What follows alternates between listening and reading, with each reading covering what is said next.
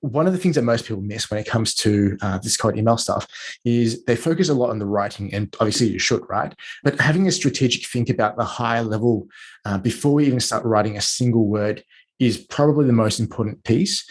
So looking at what is our sales process? What do we help people with? How do we want people to feel as they read through these emails? And if you think through that, the rest of it actually becomes a little bit more simple in terms of writing it. Are you seeking a better way to accelerate your sales, to scale your business, to live a life with no limits? Accelerate Sales Podcast features global experts who have cracked the code to recurring revenues with proven sales systems and get you on the fast track to scaling. Now let's accelerate your sales with today's episode. Welcome to the Accelerate Sales Podcast. In this amazing podcast, you're going to learn three key things. One is why you should be combining both cold email and social selling to accelerate your sales. The second is the insider tips on how you nail cold email. And some of these things I've never heard before, so please listen on. And the last one is why you should not be using your own domain when doing cold email. So as I said, welcome. And if it's your first time and you love what you hear or see, please subscribe. If you're a regular, really appreciate those reviews. Now, I know you're going to take notes, right? Everyone takes notes unless you're on a bike, driving a car, etc. Don't recommend that. But we will have a summary of the keynotes, and you can also get a full transcription by going to paulhigginsmentoring.com/podcast. I myself take lots of notes, so you'll see me look down. It's not because I'm not interested in what Will says. It's because I'm so interested. I'm jotting it down to make those notes so right for you. So I'd like to thank a couple of sponsors before we go into this. And the first one is the Cloud Consultants Collective. It's a free Slack group for cloud consultants where peers help each other. It's as simple as that. It's multi-platform. You can find out more at paulhigginsmentoring.com/CCC. And the other one is LeadJet. It's an amazing tool that takes all the manual work out of LinkedIn to your sales CRM. So just go to paulhigginsmentoring.com/LeadJet, and we'll have all of those in the links. So Will is the founder of Growth Labs. So that's LABZ, and he specializes in helping B2B businesses get qualified leads to find their dream clients. Don't we all need more of those? Will's a copywriter and he's brilliant at it, and he regularly has campaigns that get 75% open rates and 25% reply rates. And you'll see exactly why when he gives so much value in this interview. So what I'll do now is hand you over to Will Wang from Growth Labs. Great to have you here, Will. Thanks for having me on, Paul. Excited to be talking to you. Yeah, well, I feel like I listen to you, most weeks through other podcasts, which we'll talk about a little bit later. But for people that haven't heard your geniuses yet, just tell us who do you love to work with and what sort of problems you love to help solve? Thanks, Paul. First of all, you're very kind. The type of businesses that we work with, a lot of them, or most of them, I should say, they're in the B2B space. So there's software companies, financial services, fintech, or just a lot of fast-moving, fast-growing tech companies that want to sell to other businesses, be it selling to SMEs or enterprise. We really do specialize a lot in that B2B side of things. Yeah, perfect. And what are some of the problems that they have? Well, I think there's different levels of problems. And, obviously with some of these companies, as they're growing really, really quick, one of the big operational problems they have is delivery, right? So it's always that balance of, can we outmarket, outsell, and, get in front of our competitors' customers. But on the other hand, it's like, how do we keep up with it? So I think these companies are great because they've got a lot of funding sometimes, or they've got an exciting product that people just gravitate towards. But then it's like, how do we match the marketing, which is obviously super important, with the sales, which obviously if you're marketing and you're not converting, that's a bit of an issue. But also with delivery as well, and making sure that all the leads and customers coming through are actually generating more leads and more customers rather than burning them out and not delivering on the service and burning out the staff. So it's kind of multifaceted. And I know that we're here to talk about sales, so obviously we can dive into that. But at the same time, it's like I get to see some pretty cool businesses behind the scenes, and sometimes you think that sales and marketing will be the problem, but it's actually not. It's the actual delivery on it too. So some interesting problems, I should say, across the board. Yeah, and look, I think that, it's so common at the moment. Like even if you drive past, we both live in Australia and Sydney, and I hope that you're okay with the amount of water you've had of late. But you drive past the store these days, it's very rarely promoting itself. It's always asking for staff, right? COVID, the shortage of international people that have come in, it's really created an issue. But I think also across the industry, as you said, it's like, I think, at the moment, it's definitely a lack of good quality staff, and certainly in the US, where you and I both serve, the prices have gone nearly doubled for some of the jobs, as people are telling me. But I do think it will swing back the other way. So yeah, I think it's a real pain point. And how, just on the customers that you are working with at the moment, how have some of your customers creatively come around to solve that initial pain, or the current pain point, with particularly with the pandemic and COVID? So, Paul, I think I really like this answer. Some of the customers we deal with, we flip the problem around, right? Because a lot of these companies think, oh, it's a staffing issue, it's a recruitment issue. But if you flip it around and look at it as more of a sales issue, because recruiting and bringing people on board in operations, it's almost the flip side of sales, right? With marketing and sales, we're going out to market and bring other people in. Whereas recruitment and hiring, we're kind of doing the same thing, but just selling people on the idea of joining our company over our competitors. So one of the things that we've actively looked at with some of our clients at the moment is flipping that funnel around and saying, well, we run ads on LinkedIn, for example, to attract leads and customers. Why wouldn't we have a funnel or inbound recruitment funnel that brings good people into the business? Then obviously it then comes back to the hiring manager and the HR team on how well they can sell the vision, on how well they can sell the excitement of the company, and sell the mission and value pieces as well. So doing that's helped a little bit, but obviously, you can't outmarket the market, right? So there's still obviously less people coming through, higher demand, but like for like, if you can sell the vision a little bit better and sell the idea of working for your company, you're going to be a little bit better off than everyone else in the market. Yeah, great point. And I think also, some of the ways that we've worked with clients is the upstream effect. Like if you get better quality clients, they're particularly, or normally there's not as many hiccups, it goes smoother, et cetera, right? So therefore you don't need as many staff. So it doesn't always work that way, but I think, the better quality of you do at the front end, obviously that's going to make it easier at the back end. So we're seeing some of that as well. But I know you do a lot on cold email. Before we went to air, you said, maybe it's a 90-10 on helping these B2B companies bring in more leads through email versus, say, LinkedIn. And, I'm the opposite. I've been probably 90% LinkedIn, 10% email. So why don't we just start with, myself and, other people listening right now are mainly cloud consultants. They're selling B2B. They're selling large tech into SMB as an example. What are we missing out on by not doing cold email? Yeah, I think first of all, I'll say that they're not mutually exclusive, right? Just because you're doing cold email doesn't mean you can't do LinkedIn and vice versa. So the reason why we choose cold email over LinkedIn is more of a matter of scale. So LinkedIn used to be a great platform. We used to be about 60-40 cold emails and LinkedIn. So we used to be heavily on LinkedIn as well, helping our clients automate their processes and generate leads from that. But LinkedIn are becoming more and more restrictive because obviously with more people spamming the platform, sending really bad connection requests, spamming messages after you connect, people start dropping off the platform, right? The quality of leads and connections become lower quality.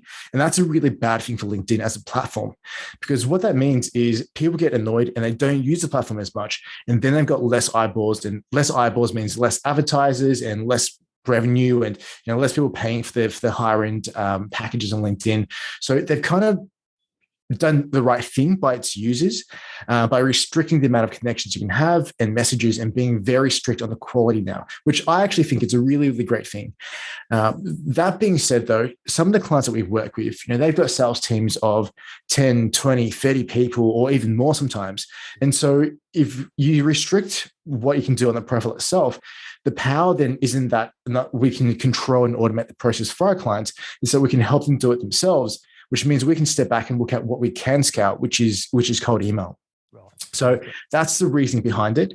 It's not to say LinkedIn doesn't work. It does, but it's very limited in terms of how you scale. And, it's a lot more content driven at the moment. You've got to have good content, good connections, be on the platform itself, looking at what your leads and what your contacts are saying, and then interacting with them that way. So it is a little bit more organic. It is a little bit more relationship driven, which I think is actually a good thing. But in terms of scaling though, and consistent leads, it's dropped a fair bit in terms of how we look at it as a platform or a channel. Yeah. And look, for us, 2019, I sort of had a transplant. It was time to grow the business again. And, I doubled down on LinkedIn, and it was amazing. Like, I could do a post and get, 5 clients. It was incredible. And obviously that now organic, it's there, but it's nothing like it was back in, 1920. And also with outreach, like you said, you could, now it's 100 limit, et cetera. So I am finding it a bit tighter. And I also do think that, like myself, right, I'm lucky. I've got a team that effectively do all my inbox, my email, and also my LinkedIn. So I don't see any of the spam, right? But I know there's plenty of it. And it's unfortunate, but that is the nature of the beast. But what I'm finding now is that LinkedIn for us is more of the like, know, and trust you, where people actually research you more once they've found you, right? Rather than first finding you there. So that's what we're certainly for me, that's what I'm finding. Are you finding a similar trend where it's more as a research tool than a first point of contact, or an exploratory, or, the first part of someone finding you? Yeah, definitely. So I think if you look at it at 3 stages, right, of a customer's buying journey, first is awareness, and then there's consideration, and then there's conversion.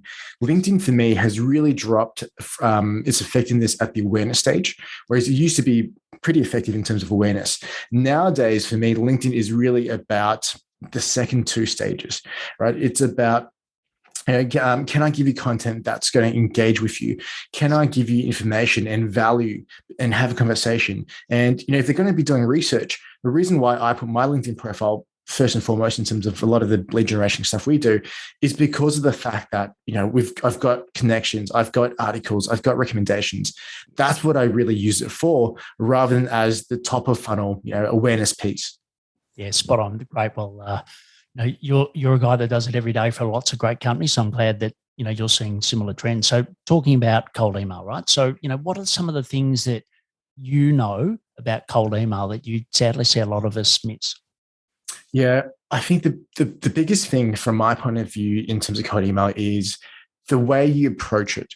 And what I mean by that is, if you think about a traditional, or not traditional, but one of the marketing funnels that people talk about, where it's like you've got to bring people in, raise the awareness, nurture them, go through all of that kind of stuff. A lot of people with cold email, for some reason, think that they can jump straight to the sales process, right? Jump into the sales conversation, where it's like, hey, you don't know me from bar of soap, but give me half an hour of your time. And if you go into a CEO or a team leader or someone who's in a busy role, half an hour of time is actually very, very valuable. Like, if someone approached me asking for half an hour, I'll rather pay to not have to spend a half an hour than to waste that time on something that may or may not be relevant to me. So a lot of people jump in too early, not too early, but with too big of an ask too soon. And they also don't verify that the message is even relevant for people for you to be speaking about. So the way that I look at cold email is it's really a permission play. It's a permission marketing play. So we cold email people to start a relationship and to ask their permission to market to them and to give them more information later on in the process, rather than going straight for like a 45-minute or a 1-hour meeting.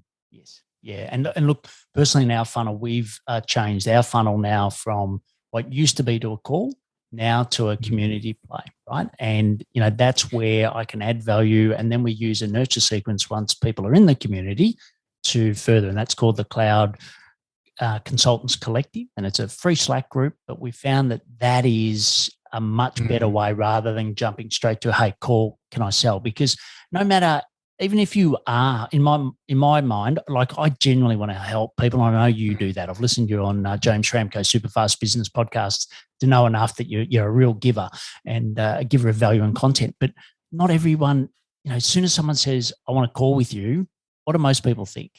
Right? What are you thinking as you're listening to this? You're thinking, oh, here we go, another sales pitch, right? So I do think that having those steps and having that permission is great. And like I said, a community's worked well for us. But what about subject lines? Like I know that this is something that I'll look at my screen, I'll look at my keyboard, and I'll test so many different things. What have you found to work well as a subject? A headline or a subject line in an email. Yeah, I knew this question would be coming, Paul. It's one of the questions I get asked most often when it comes to writing cold emails. I'll give you an answer which, take it with a grain of salt, obviously, because every client of ours is different. Every campaign is very different. So it's obviously what's, tested for yourself. But for me, when I look at subject line, I've sent enough cold emails to know that it almost kind of doesn't even matter. Like I know that a lot of people are like, oh, how do we squeak out? But the best subject lines I've written versus the worst subject lines, yes, they have an impact on the campaign, but it's not as big of an impact as you think it has, especially when you spread the campaign over 5 or 6 different emails, because you can get 5 or 6 different subject lines that you test across a sequence. So what you then do is, okay, I've got 5 or 6 subject lines. This one open at 30%, this one open at 50%. Well, in future, I know this one worked better, so let me just go do more of this type. So when you first start a campaign, it almost doesn't really matter where you start in terms of the subject line, but just try some different things because you never know how the market's going to react. Yeah, look, I think that's great advice. And for me, I tend to keep it shorter because I think these days, or certainly for me, this is a survey of one. I spend less time on the subject than I do the first sentence. So how you said the subject line really matters less. What about that first sentence? Like, if you've got any tips for us on that first line that people on there, normally you're on your mobile phone, you're on your Gmail app, and you see the subject line, but you sort of go to the first sentence. Any tips on that one? Yeah, the first sentence is probably, and you're right, the most important part of the email because it's what captivates, engages, and it gives people a sense of what this email is going to be about. So a couple of tips here is, one, don't do the standard thing where it's like, hope you had a good day, hope this email finds you well. It's like you don't know them, right? It's always a bit like, well, why are you hoping I've got a good day? We don't know each other. It's a little bit weird. I personally like to start with either addressing the value up front or going with some kind of curiosity play where I ask them a question or trying to start a conversation or a dialogue with them where I'm asking for their opinion or I'm asking if this would be relevant for them or, I'm trying to engage them in a conversation. And again, that flows throughout the entire email itself. I ask a lot of questions in my email rather than trying to push statements or benefits or a sales message down people's throats. And that starts from the very first sentence. And about that with questions, I know that I was always taught, one question per email, right? Or one message or one question per question because you got, a LinkedIn message, you've got more chance of people coming back to you. When you say multiple, is it multiple in the same email or is it multiple in the sequence of emails?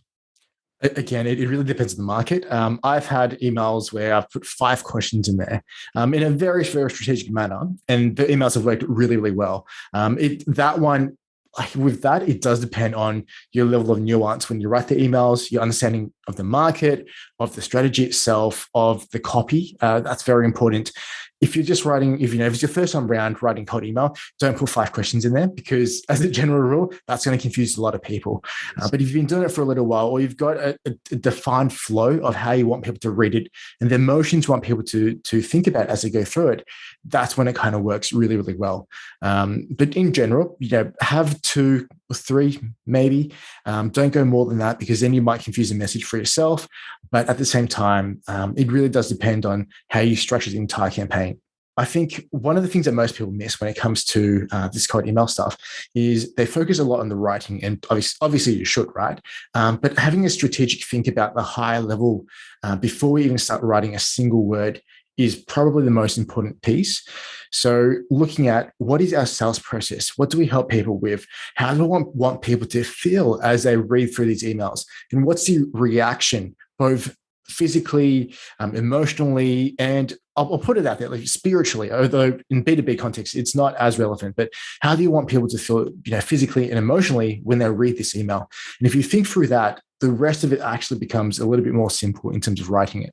Right. And look, I'll put out to everyone, you're probably, looking at me, yes, I'm 52 or actually no, I'm 51, approaching 52, right? and I've got lots of dad jokes. So my humor's not great, right? But I think I'm funny. Where does humor play a role in all these cold emails? Should you use it? Shouldn't you use it? It depends. Like, what's your view on that? Mate, I'm a dad of two, and I've got dad jokes for days. I tell you, it it also depends on the business and who you're going out to. So, for example, for ourselves, for our own cold emails, I push the boundaries so hard. When you get an email from, if I'm prospecting and you get an email from me, it's almost like it's almost a bit of a shock to people because it's obviously cold email, but it's so different, written so differently that even if people aren't in the market for my services, I'll get a reply saying, look, it's not for us. We don't need another marketing agency, but I just wanted to reply. And by the way, I never reply to cold emails, but I needed to reply to let you know how funny your emails are and that you've cut through. Those are the type of responses I get for myself because I push the boundaries so far that people either love it or they hate it, but I always get some kind of reaction. Now, obviously, if you're selling into corporates or, if you are from a corporate company looking to do this for yourself, you can't quite push it as far as I do, but you can still be human, right? You can still talk as if you're talking to someone across from the table. You don't need to say, dear sir, madam, or have $10,000 words. Like, keep it simple, keep it straightforward. The person reading the email on the other side of the screen is a human being. So talk to them like one, not like you're not talking to a suit, you're talking to a person. Yeah, look, we've recently had lots of success with GIFs, especially in LinkedIn email campaigns or LinkedIn messages, I should say. So I've got one where, it's a bit dorky, but, it's a wave back, thank you. And it's always, we use a platform called Hyperize, which, puts their name in it, etc. And then we've got a couple of other ones. And I get, like you said, I get lots of comments back on those. Have you found that they work or don't work within cold email? In cold emails, it's a bit different because one of the key metrics we measure with cold email is email deliverability. So for every 1,000 emails we send, how many of them actually land in someone's inbox, right? Not spam, not promotion, it's just the inbox itself. And typically, the more links and the more images you have on emails, and don't even talk about attachments, like never attach anything to cold email, but the more links and images you have, it kind of decreases the chance of the emails landing in inboxes. That being said, we do actually send emails with links and GIFs and images and things like that at a certain point in the sequence itself, because by that point, well, if you haven't got a reply by the third or fourth email, why not try and push the boundaries a little bit? So I personally love it. I definitely send GIFs a lot in both warm and cold emails. So, for example, one email I've got is when I've got an appointment, but someone doesn't show up. I've got a certain GIF of SpongeBob and with a certain message behind it. And I'll go to my team and I'll say, hey, I've just had a no-show, deploy SpongeBob. And they'll know exactly what emails I'm talking about. And it's pretty funny. And people generally come back and go, oh, this is pretty funny. Hey, I'm really sorry. Let's reschedule. So I'm personally a big fan, but using the right context, of course. Yeah, great. And you talked there about, the deliverability. I've heard two views. It's a bit like Apple and PC. Some people say to have a different domain. Some people say send it through yours. What's your experience on that? Yeah, 100% send it through a different domain.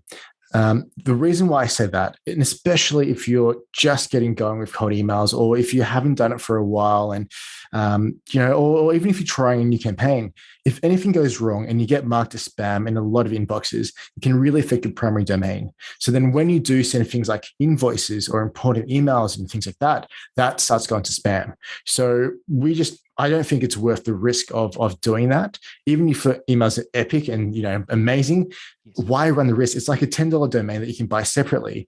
Just hedge your bets, right? Insure yourself with a $10 or $20 domain and do it that way. Yeah. So for me, my domain's paulhigginsmentoring.com. It's funny, the guy that owns paulhiggins.com lives in a suburb next to me. He's got his mobile name listed, number listed, but I can't get through to him. I'm like, come on. And he's never ever used it. But anyway, that aside. So paulhigginsmentoring.com, what's an example of something that I might use rather than paulhigginsmentoring.com?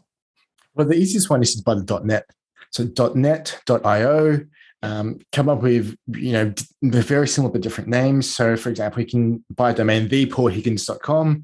That could work, things like that.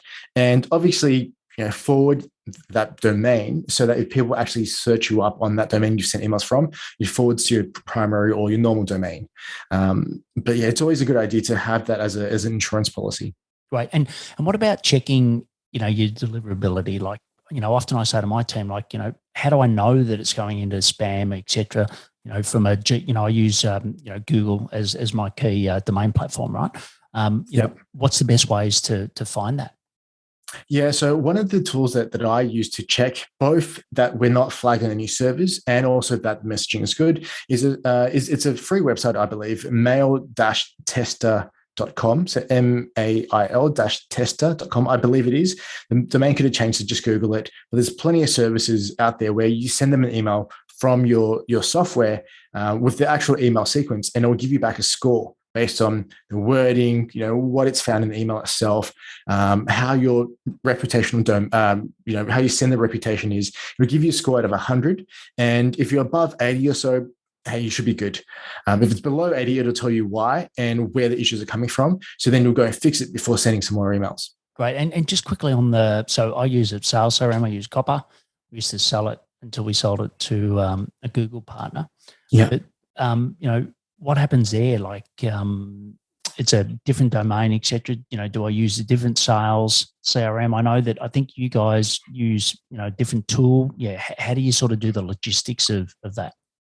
Yeah, so typically, because we are building lists from scratch, and we can go into that in more detail later on about list quality, because we build lists from scratch, but we get pretty big lists for all of our clients, we don't integrate the list that we build into their CRM system, because at that point in time, before we send the emails, we don't know if they're actually a legitimate lead or not. For me, it's just a contact. So we integrate the leads coming back who say, yeah, I'm interested in hearing what you have to say.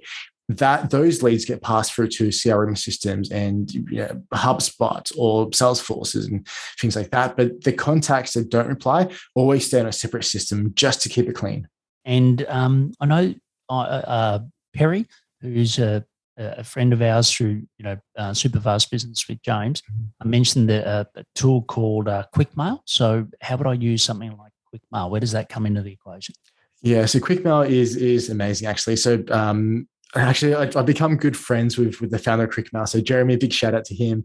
He was an engineer by trade who used to send cold emails to verify software ideas and ideas for himself, and got so good at it, he just thought, look, I'm just going to build a software piece just for cold emailing, which is going to work better for me. So quickmail.io is the software. How it works is it's an automated process of where we load the list of contacts we like to reach out to, and we load an email sequence with merge tags in them. So what merge tags are is, for example, if I put a code into my emails where it's squiggly lines and name, it actually goes to the list that I've uploaded into Quickmail and pulls the name into the email and customizes each and every single email that goes out from the system. The reason why I like Quickmail a lot is because it's got that functionality. So it makes it easier for us to send. It's also really good because as soon as someone replies or clicks unsubscribe, Quickmail stops emailing the rest of the sequence.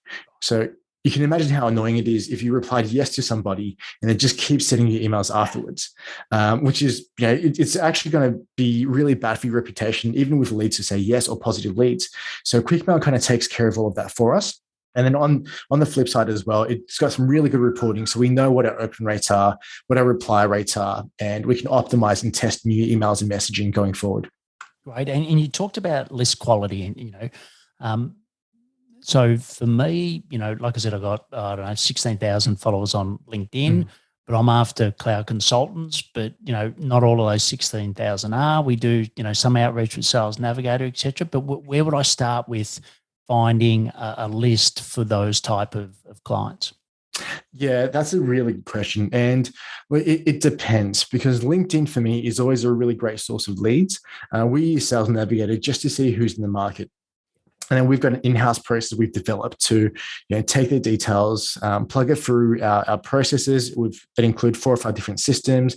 And at the end, we get an email that's spit out of the processes, which is either verified or it's not. So we know if it's a working email or it's not. For someone who's doing this on a smaller scale, I would definitely start with LinkedIn. I think Sales Nav is brilliant for that kind of thing. Such a good database. But there's also things like association websites. There's also things like just a simple Google search that always works. And just looking at events, right? Who's going to events in my industry? There's so many different sources of information out there that is just, that's become such an easy part of the process, finding who we should be talking to. Obviously, there's work that has to be done to clean the emails, but knowing who to talk to is the very first place to start. And that should be pretty easy. Yeah. And the elephant in the room normally is, if I haven't had a reply, right? So you talked about, multiple messages, but just give me a bit of an insight into, once again, I know that there's, it's a piece of string, right? No exact. It's not like here, everyone's doing the same thing, but roughly, how often, or if they haven't replied, how fast should you space them? How many messages should you send? I'd love to get a bit of your genius on that. Yeah, so there's a framework that I use, and we talk about internally with my team, and it's called the MUM framework. MOM stands for Mum knows best. But what it is we look at market offer marketing. So first of all, am I talking to the right people? Because sometimes you might have a great email campaign, but you're sending it to really junky email addresses, info@contact@, or you might even be going to a target market that can't or won't buy from you, right? Or they're just not receptive to reading emails. So that's the very first thing to look at. Like, is this even a good market to be emailing into? After we establish it is, and proving it to ourselves, the next thing is, what is the offer? Or to flip it on its head, what are we asking for? Are we asking for them to say yes to getting a lead magnet, right? Or to getting some information from us? Are we expecting them to say yes to a half-hour phone call? Like, what is the actual offer that we're not getting responses for? And only after we look at those two do we then look at, well, is it my open rates? Like, have I got the wrong open rate? People aren't reading it. Is my message too long, too short, not relevant enough? So that's kind of the order of magnitude that I work back from. If you have the right people, typically we know it should be an okay campaign. Obviously, the offer you can tailor as well. What are you offering in exchange for them to say yes? Is it like a value piece? Do they even care about the problem you're trying to solve? And then only at the very end, once you've established those two things, then do we worry about subject line, copy, all that kind of stuff. Yeah. Okay. Brilliant. Well, look, we'll have to have you back because I've still got so many questions on my page, but I am cognizant of you listening. Promise around 30 minutes. I listen to 2.5 times speed, so it's a bit shorter, but whatever speed you listen to, we'll have to get Will back. But are you ready for some quick sales deep dive questions, Will? Let's do it. All right, great. So the first is, what, other than Quickmail, what's a piece of technology which is essential for you to generate more sales? Oh, good question. I'm going to cheat if this is okay. One is obviously a CRM system. So we use ActiveCampaign as our CRM, more to set ourselves reminders and things like that, to put down details about leads. We're probably not great at using it to its full capacity, but it is what it is. The second one, which is actually super simple, is pen and paper. So every time I write anything, put together a campaign, do any type of marketing or lead gen, I always write it out on pen and paper first. And that, the thinking that you get behind it is going to pay itself off in spades. So you can't see it right now, but I've actually got 2 desks in my office. One is just for writing, literally nothing on next to pen and paper. And I'm rarely on my computer. I'm literally writing most of the time. So that's probably my number one tool. And then the CRM, by far second. Brilliant. And other than writing, as you just talked about, what are some daily sales habits that you do to help you accelerate sales? So it also depends on where we are in terms of our pipeline. So for example, we've been pretty lucky over the past couple of years where my pipeline's been pretty good on some of the, and I know you're going to ask me about lead generation, but our pipeline's been pretty good over the past couple of years. So we haven't had to do any intensive lead generation. If I was though, I think, definitely emailing and setting a time every single morning as the first thing you do to send a personalized message to 10 or 20 people in your market. That'll be the number one advice I've got, right? Eat that frog, eat it early. Before you do anything else in your day, make contact, offer your help, give value, and just talk to people in your market. Yeah, brilliant advice. And that question that you alluded to. So, what's the best source of leads for your business? So for us personally, it's a mix of 2 things. One is we get so many internal referrals. So my goal or my tagline for my company has always been, we don't want to be the biggest, we just want to be the best. And so we generally find that every client that comes on board with us, across a 12-month cycle, would refer at least 1.5 new clients. So that means that, and if our goal, for example, is only to onboard 2 new clients every single month, that theoretically puts us at the upper limit of what we have to do with lead generation. So just focusing on our clients, making sure they get a good result, and then making sure that they're happy to talk about the result is a massive lead generator for us. The second one is doing podcasts. So for example, this one here, going on to James Schramko's podcast, which I've been on a few times now, and a few other podcasts or events that I speak at, that's been a massive lead generator as well.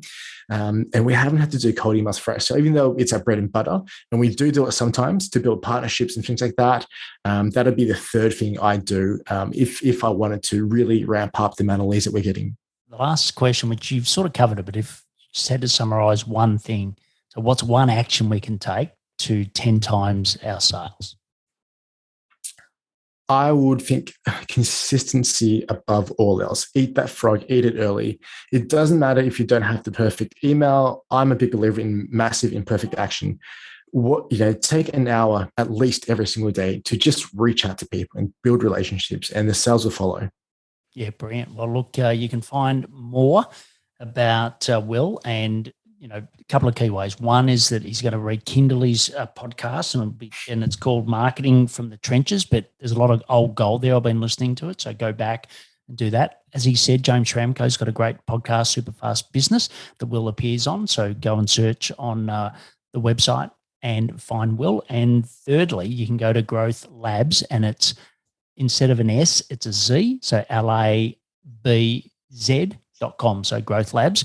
You can find out more and sign up to his newsletter, because the humor, the way that he does it, you'll make your choice and you'll put it in your own way. But I think by sampling Will's brilliant newsletter, you'll find out a lot more. And if you are just doing LinkedIn and you're limited and you want to open up to cold email, certainly reach out to Will for some help. But Will, awesome having you on today. You've given lots of value. You've filled my note sheet. That's the quality of the interview I normally look at, is how much I've written down. I've written down lots of things that I'm going to go and implement, and can't wait to have you back on the show. I'll show you what I've done, and also have you back to update us on a couple of other things. So Will, just great having you on, and thanks for being an amazing guest. Thanks so much, Paul. Thanks for having me on, mate. Hope you loved that interview as much as I did. Will shared so much value just in the detail he went through, his subject lines, the second sentence, the domain validation. All of that was absolutely great. Like I said, I took plenty of notes, but the most important thing is actually taking action. And why don't you shout out to Will? Mention him on your social. LinkedIn would be great. Will's on there. And just say what you learned and mention him. He would love that. And also, why don't you share it with others, your peers, etc. They will think you're an absolute rock star by introducing some of these techniques that Will showed us today to them, which would be fantastic. And you can get a summary, as always, in the show notes at paulhigginsmentoring.com, and you can get a full transcript as well there. And why not check out our solo shows? Also, if you are a cloud consultant, or you know people that are a cloud consultant and you know that they want to get some help from peers, just go to the Cloud Consultants Collective at paulhigginsmentoring.com/CCC. And finally, please take action to accelerate your sales. I'm fired up after today's episode. What about you? But hey, before you go, learning is just one piece of the puzzle. Now it's time to put today's strategy into action. Head over now to today's show page at paulhigginsmentoring.com/podcast and share how you'll put it into action. Be sure to head over to your favorite podcast platform and subscribe, rate, and review the show. Tell me what your favorite episode is. And don't wait 1 minute more to gain access to your pulse check at paulhigginsmentoring.com. This could be the difference between struggling to get more leads and making this next quarter your best one yet.